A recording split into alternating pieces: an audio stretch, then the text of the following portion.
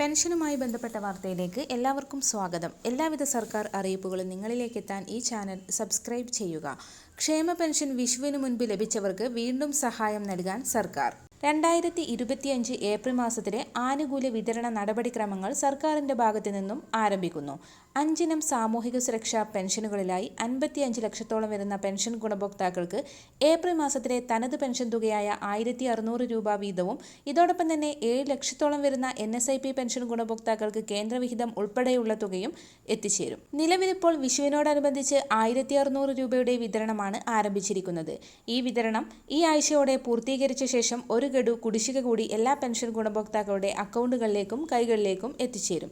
26 ലക്ഷത്തോളം വരുന്ന ആളുകൾക്ക് ബാങ്ക് അക്കൗണ്ടുകളിലേക്കും 24 ലക്ഷത്തോളം വരുന്ന ആളുകൾക്ക് സഹകരണ സംഘം ഉദ്യോഗസ്ഥർ വഴി തുക വീടുകളിലേക്കും നേരിട്ട് കൈമാറും. കേന്ദ്രത്തിന്റെ ഭാഗത്തു നിന്നും വായ്പാനുമതി ലഭ്യമായ സാഹചര്യത്തിലാണ് വിവിധ മേഖലകളിലേക്കുള്ള ആനുകൂല്യ വിതരണങ്ങൾ ആരംഭിക്കുന്നത്. പെൻഷൻ വിതരണ നടപടിക്രമങ്ങൾ സർക്കാരിന്റെ ഭാഗത്തു നിന്നും ഈ ആഴ്ച മുതൽ ആരംഭിക്കുകയും പെൻഷൻ തുക വരുന്ന ആഴ്ച മുതൽ ഗുണഭോക്താക്കളുടെ കൈകളിലേക്കും അക്കൗണ്ടുകളിലേക്കും എത്തിച്ചേരും. വിഷുവിനോടനുബന്ധിച്ച് വിതരണം ചെയ്ത തുക എത്തിച്ചേരാത്തവർക്ക് നാളെ മുതൽ വിതരണം കൂടുതൽ സജീവമാക്കും.